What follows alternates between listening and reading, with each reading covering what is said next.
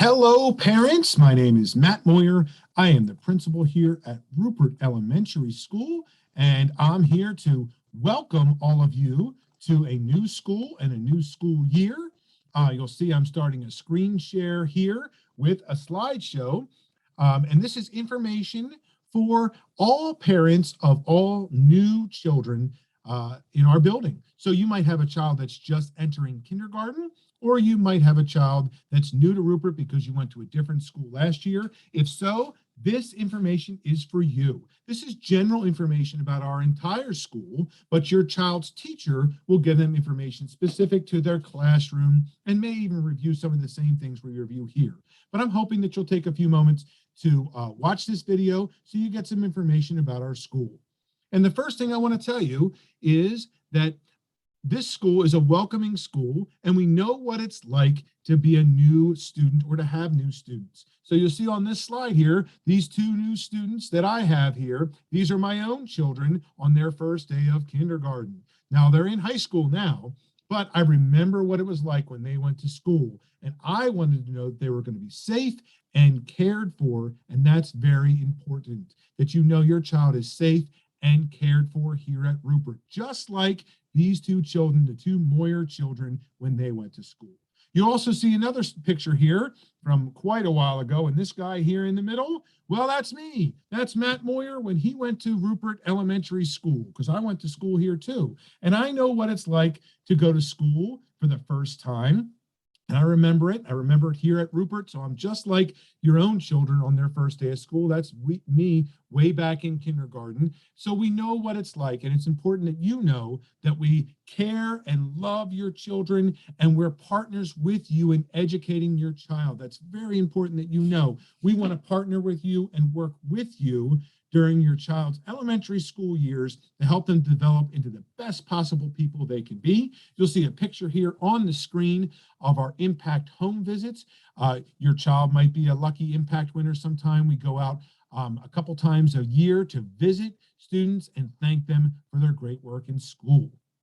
We do have 3 rules here at school, and they are to be respectful, be responsible, and be a problem solver. And you'll probably hear your children come home and talk about those, because we will be teaching those during the first weeks of school. We'll teach about being respectful in all kinds of places. We'll teach about being a problem solver in all kinds of places. We'll teach about being responsible. So those 3 rules are very important to me, and we reward children for doing the right things. They might say, Mom or Dad or Grandpa, I got a caught being good ticket.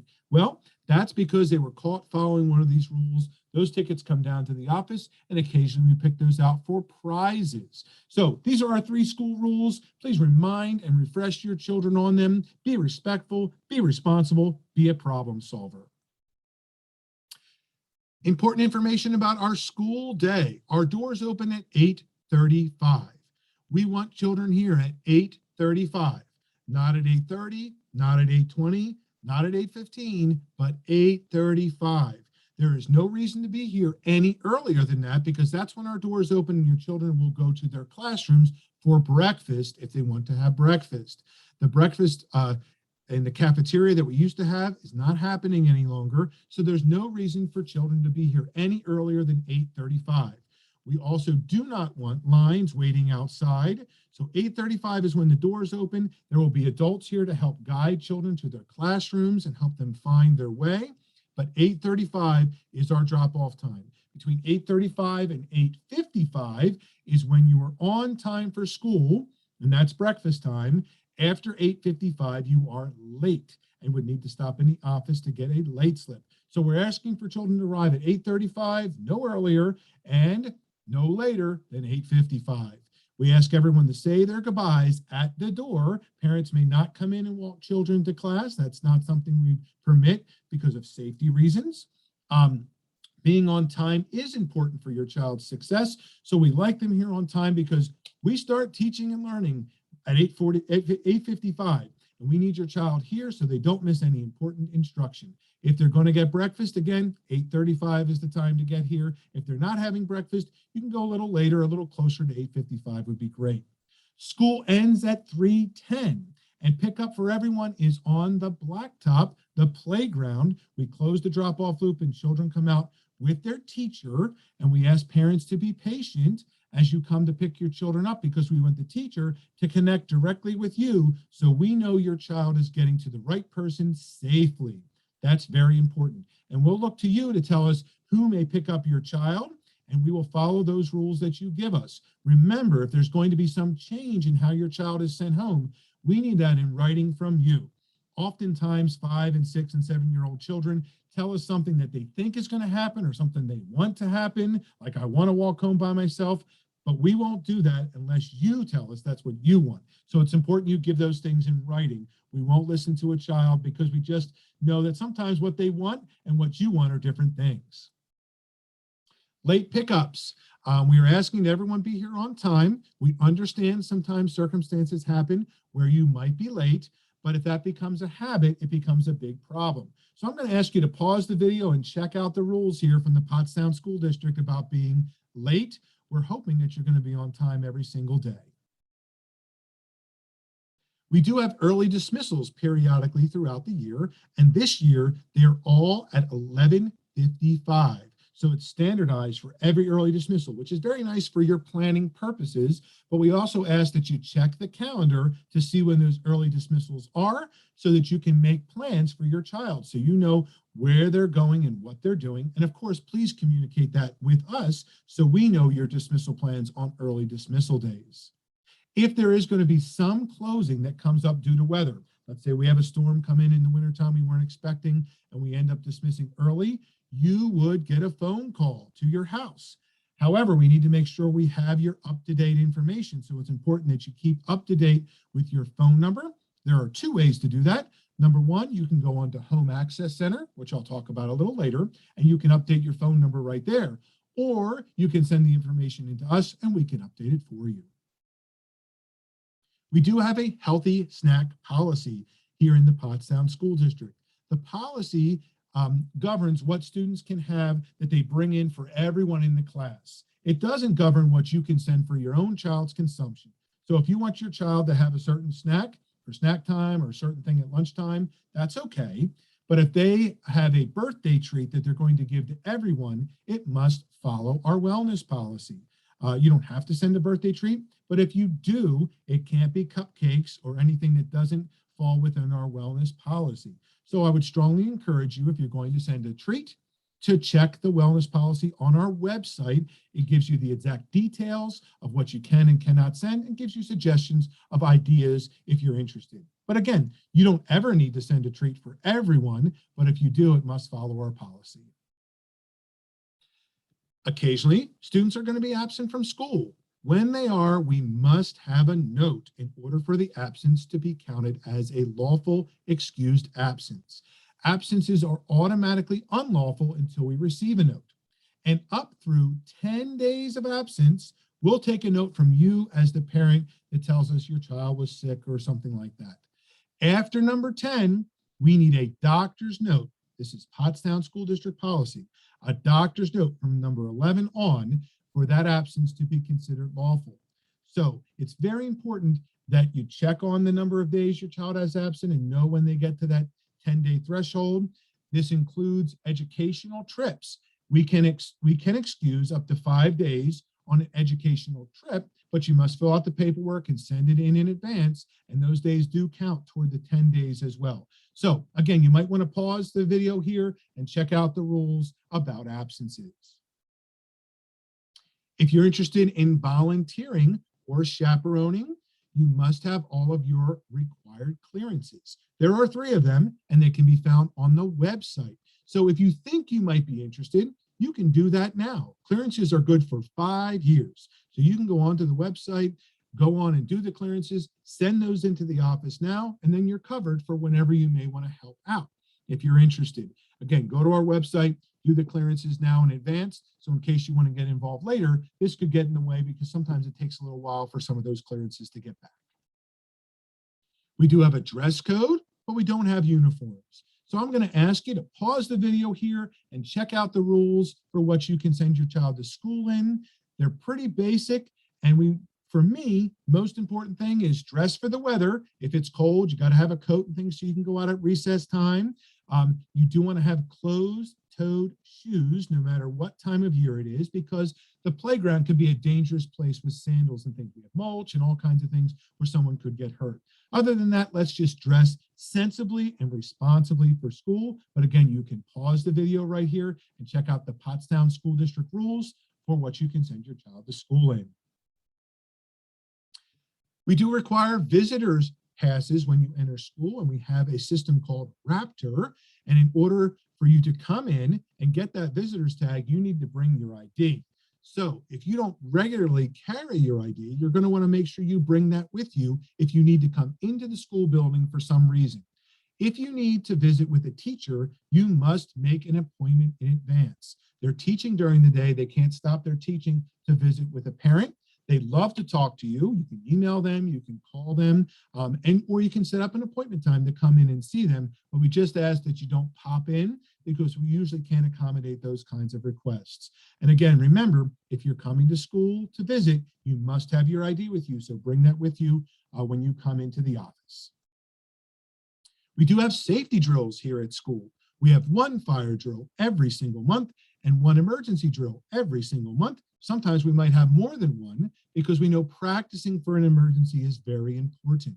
We want to make sure that we keep your children safe, and practicing just in case is a part of our safety procedures. So there will be fire drills. We take attendance and we make sure we follow proper procedures. There'll be other emergency drills that we do, again, once a month. Sometimes it might be, what do we do if there's a weather emergency? What do we do if there's some health emergency?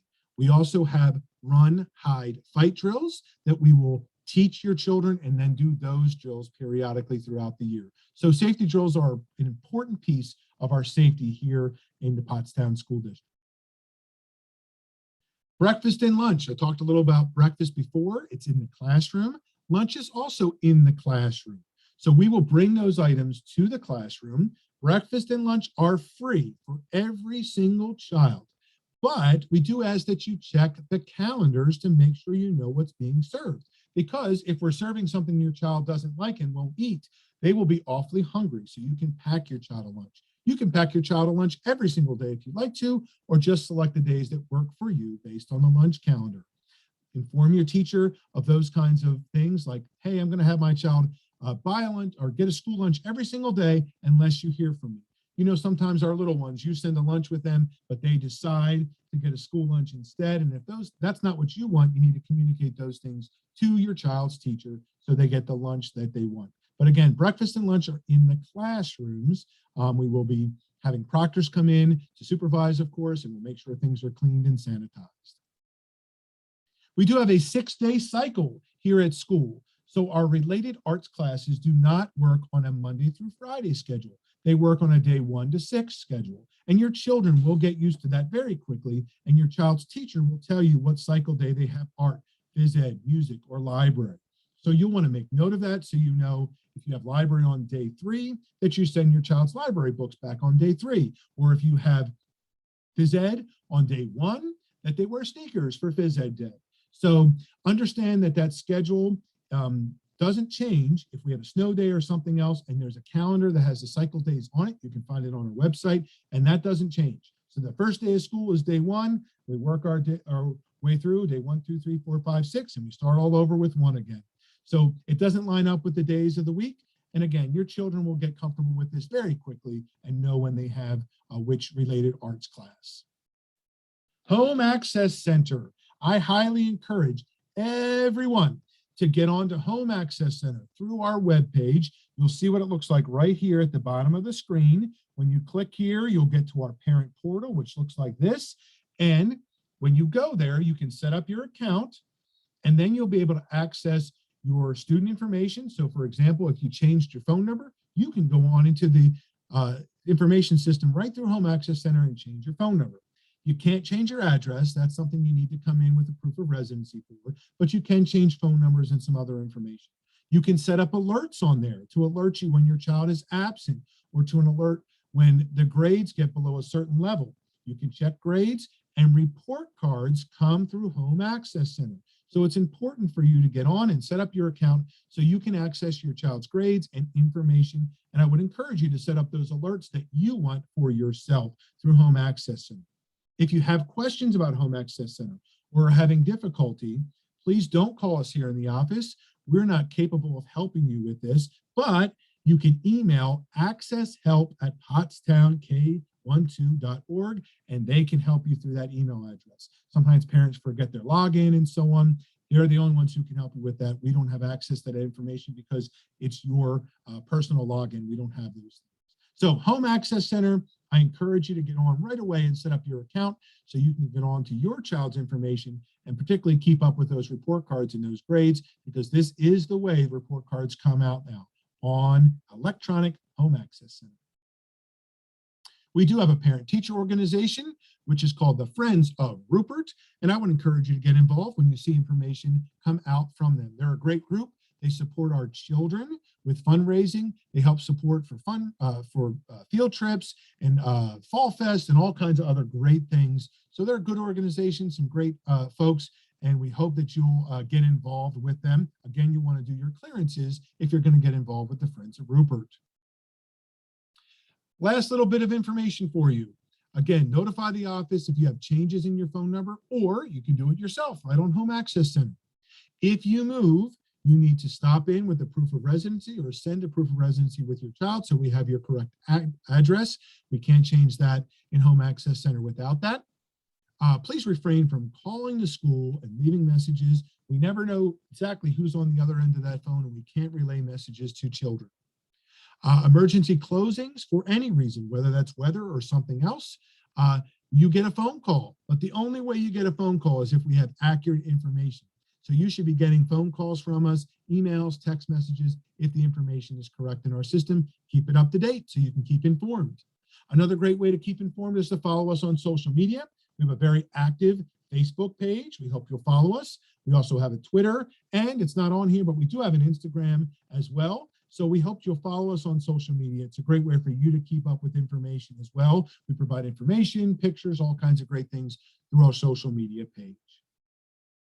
So there you have it. There's some information from me, from the office. If you have questions, please start with your child's teacher. It's always the first place to go. They can answer almost every single question for you. They're a great resource for you and very, very helpful. I thank you for taking some time to watch our video today, and we welcome you to Rupert Elementary School. Thanks so much. Looking forward to a wonderful school year.